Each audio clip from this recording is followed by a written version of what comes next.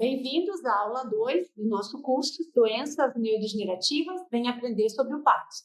Lembrando que nós somos da Universidade Tecnológica Federal do Paraná, aqui do campus Curitiba, e juntamente com o Projeto Estímulo, que é um projeto que atua na área do Parkinson, da memória, estamos ensinando vocês a conhecer um pouco mais, a despertar um pouco mais o interesse sobre o sistema nervoso. Vamos lá.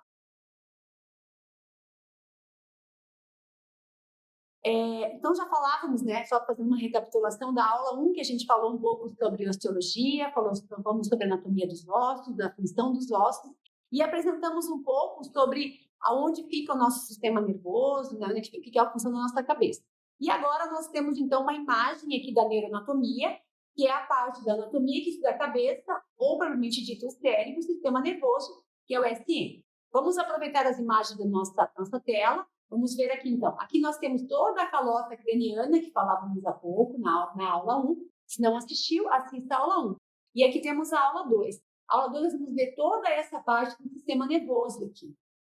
Toda essa parte que contém o nosso sistema nervoso. E aqui temos uma imagem, então, separadinha do sistema nervoso, que vamos falar para você poder aprender mais.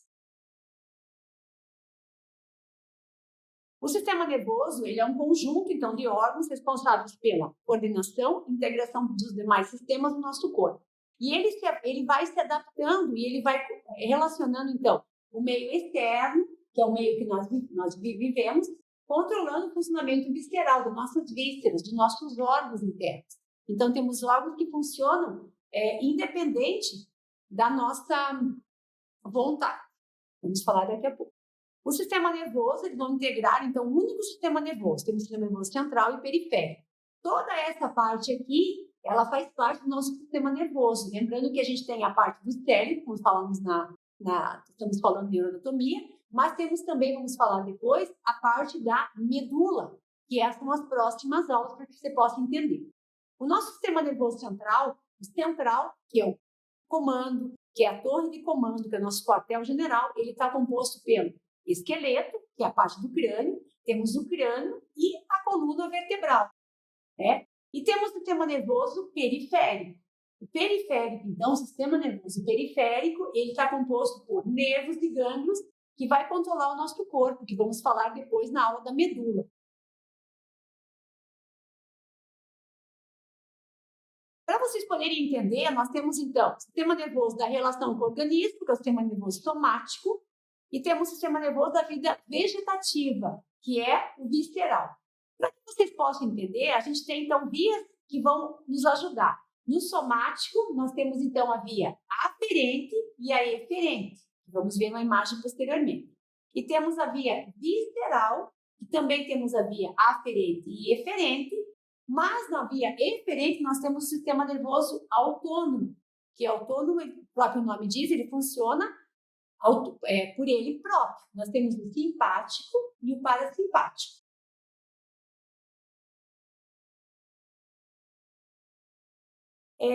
No sistema nervoso periférico, falávamos anteriormente sobre os gânglios, nervos e gânglios, nós temos então uma via. O que é essa via? Uma via de acesso, uma via que vai e uma via que vem. Para que isso? Para que os estímulos sejam controlados e para que também a gente tenha uma direção. Então, a gente tem o eferente, que a gente sai do centro, nós estamos aqui na universidade, vamos até o bairro.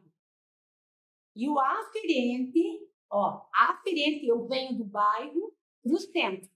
O sistema nervoso, ele vai funcionar, então, como se fosse como o nosso trânsito. Ele vai ter vias que vão e vias que voltam, para que nossos estímulos também se coordenem e também não dê um pane central. É para isso que funciona.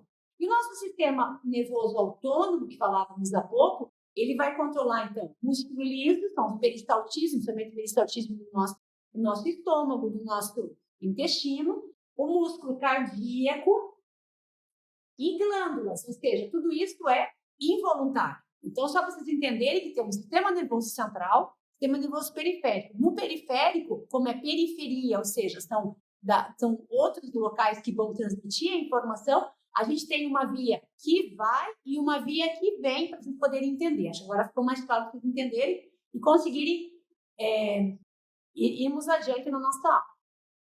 Então, aqui nós temos exatamente o que eu falei no slide anterior. A via que vai, né? Então, nós temos O preto aqui, vamos mudar aqui a nossa via, então, o preto, vamos colocar a seta preta, então, para vocês entenderem, né? O preto é o quê? Do periférico, então, ó, do periférico vem dos locais, como exemplo aqui, para o central. Então, nós temos aqui exatamente o preto. Então, periférico para o central. O que isso leva mais? A nossa sensibilidade. Então, por exemplo, se eu espeto o meu dedo, o que vai ter?